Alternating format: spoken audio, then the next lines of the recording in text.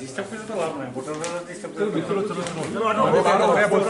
बहुत हो गया चलो ठीक ना बाहर से 849 अंदर नहीं बाहर से बाहर बस अब करके देखिए ना আমাদের সঙ্গে আপনাদের অ্যালায়েন্স সঙ্গে ফাইটটা কার হচ্ছে সিপিএম এর না এটা তো এখন আমরা কি বলবো কি মনে হচ্ছে গ্রাউন্ড রিলেটে কি দেখছেন আমরা তো মনে করতেছি এটা আমাদের অ্যালাইন কংগ্রেস এবং বিজেপির মধ্যে লড়াই চলতেছে। আপনারা পূর্ব ত্রিপুরা কেন্দ্রে প্রত্যেকটা বুথে আপনাদের অ্যালায়েন্স পার্টির অর্থাৎ কংগ্রেস আইএনপিটি যে জোট সেই জোটের পোলিং এজেন্ট প্রত্যেকটা বুথে আছে কি? এখনও আছে, আজ পর্যন্ত আমাদের কোনো খবর নাই যেখানে দিতে পারছি না, এরকম কোনো খবর নেই, সবখানে আছে।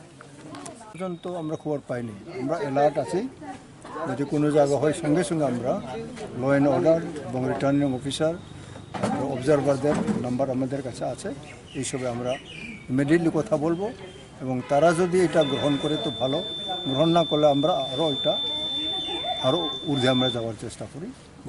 কোন প্রার্থী মানে আপনার মনে হয় জয়লাভ করবেন?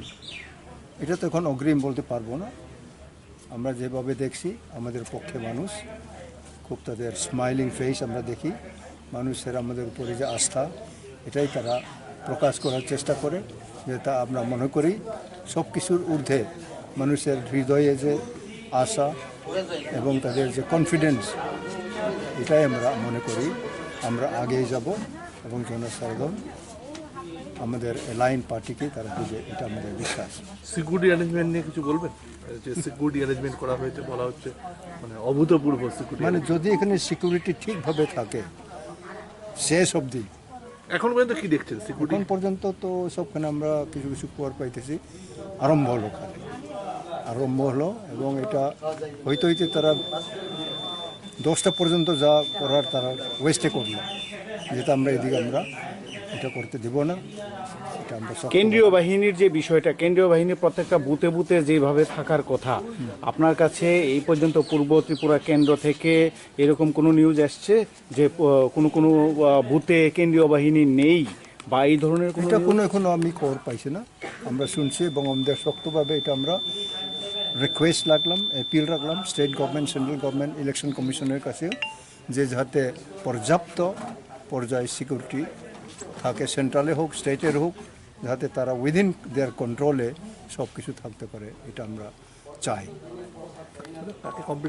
ভোট দিয়েছেন, আপনি ক্যান্ডিডেট না হইলেও এই এলাকার প্রমিনেন্ট একজন পার্সন এবং একজন লিডার বটে, আপনার কি মনে হচ্ছে বা আপনার একটা বক্তব্য, আপনি এই নির্বাচনকে কেন্দ্র করে কি চাইতেছেন বা কি আপনার মনে?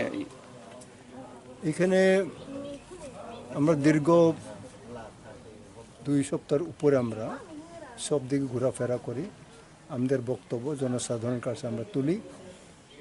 আমরা চাই যে একটা সুস্থ এবং স্টেবল সেকুলার গভর্নমেন্ট হোক, সেন্ট্রাল গভর্নমেন্টে, যার জন্য আজকে পার্লামেন্ট মেম্বারদের ইলেকশন চলতেছে আমাদের ত্রিপুরাতে। আজকে সেকেন্ড ফেজ, সেকেন্ড ফেজ বলতে হবে, ফার্স্ট ফেজ তো ফেজটা হয়ে গেছে, এটা ইস্টে হইতেছে। কাজে আমার ব্যক্তিগত যেখানে আমি ঘুরছি দীর্ঘ 2 সপ্তাহ, আমরা ডেলি 3টা-4টা মিটিং করে করে আমরা সবখানে যাই, আমাদের একটাই বক্তব্য যে আমাদের সেকুলারিজম এটা আমাদের বাঁচাতে হবে।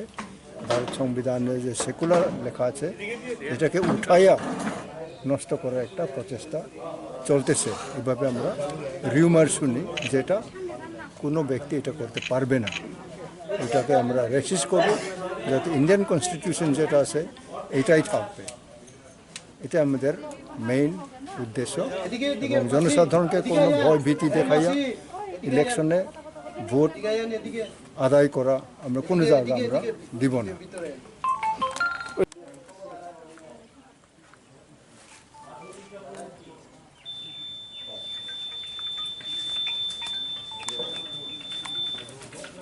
আজকের এই লোকসভা ভোট